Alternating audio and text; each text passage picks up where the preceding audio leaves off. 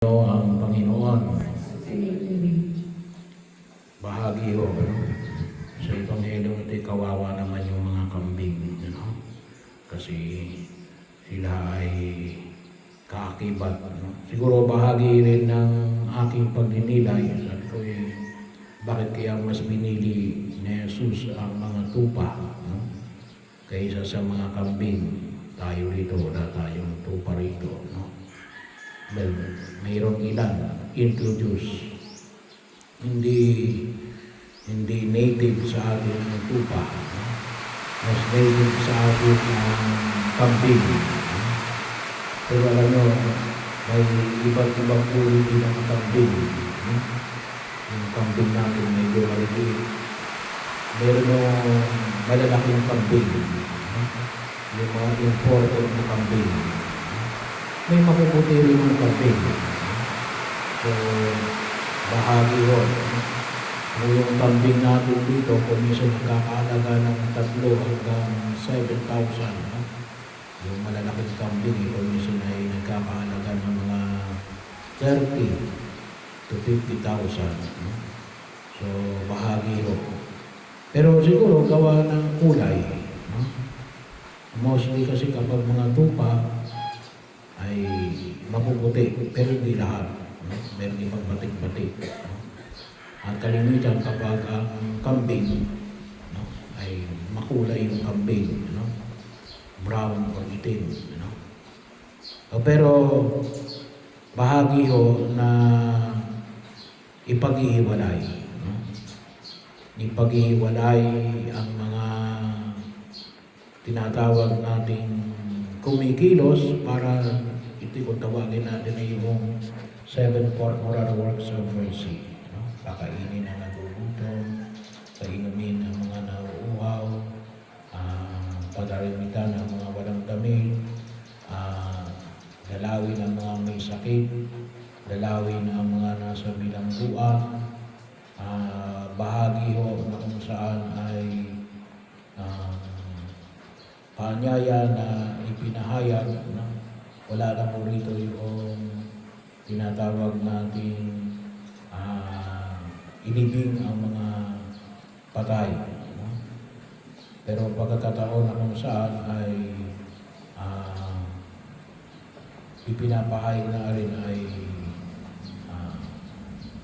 bigyan ng bahay ang mga walang matirhan. Ito ay tawagin natin ay second corporal works of mercy.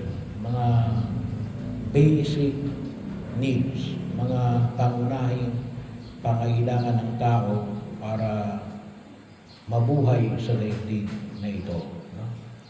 So bahagi ho na pinaanyaya ng buong mikapa, na hindi pwede na yung ating pananampalataya, isang pananampalataya na kumikilala sa Diyos, na pinababayaan natin yung mga itinuturing nating mga nasa laylayan ng ating lipunan. Kaya napakalaga rin na matulungan natin, ma-identify natin at mabigyan natin ng kahit o papaano pamamaraan na sila ay tulungan, hindi lang o sabi mo, hindi lang para tulungan sila, ngunit talagang tulungan din sila, tulungan nila yung kanilang sarili. Kasi kung minsan, kahit na kung minsan yung programa natin, magiging man ay programa ng gobyerno, programa ng simbahan, o programa ng sino mang individual, kung minsan may mga pagkakataon na tinutulungan natin yung tao, binibigay nga natin sila, pero tinutulungan naman natin sila maging tamad. Ay hindi ho ganon yung hamon na ipinapahayag ni Jesus. At kung minsan na rin, tinutulungan natin sila, with quotation mark, pero tinutulungan natin sila na manatili sa kanilang abang kalatayuan. Kung minsan nga may mga pagkakataon na ang pakita natin, tinutulungan natin sila, pero yung pala ay naabuso na sila, o kung tawagin natin ay na-exploit sila. bahagi mo yun na nawa ay makita natin. Sa nakikita yan, sa mga itinuturing natin ngayon na mga, kung tawagin natin ay human trafficking. No? Yan ay bahagi o kaya naging batas yung human trafficking kasi bakit ay exploitation, no? Hindi tulong. Pero yung paanyaya na ipinapahayag ni Jesus ay paanyaya na kung saan may sistema tayo ngayong panahon ng Quaresma, yung Fast to Feed program ng Assisi Foundation.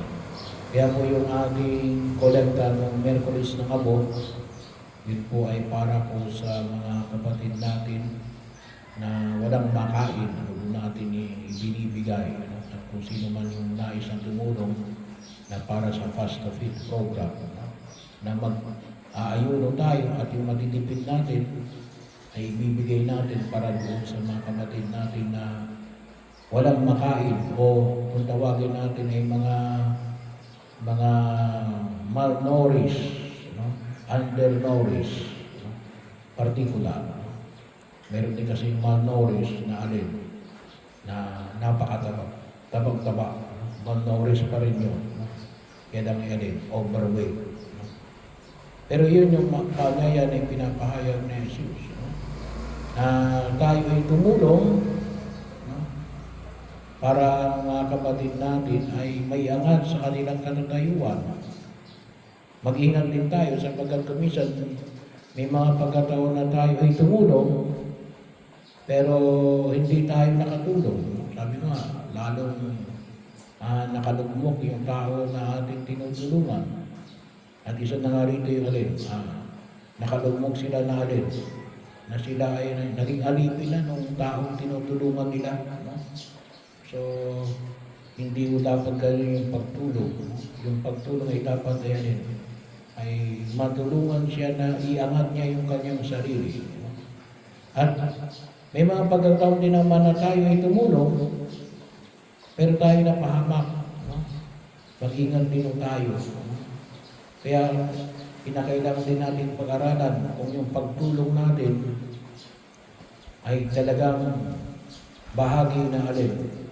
Makatulong tayo sa kanya at makatulong din sa atin. Meron mga iba na kung saan rin tumulong, pero sila yung napahamak. No? Bakit? Sila yung na-scam. No? So, bahagi rin mo yun, no? Na kung saan ay bigyan din natin ng higit na pagkakataon. Baka mamaya sasabihin natin, na-scam ako, baka sisihin pa natin ang Diyos. No? Na kaya tayo na-scam kasi tumugod lang tayo sa kanyang panawagan. Hindi yun, no. Ang kinakailangan din pag-ingatan din natin. Kasi yun ang dahilan kung bakit tayo tumulong. No? Para tayong lahat ay sabay-sabay, no? Na umangat sa ating katatayuan upang higit tayong makasamba sa ating Diyos na kinikilala natin, nagdidigkas sa atin mula sa kasalanan at kapahamakan.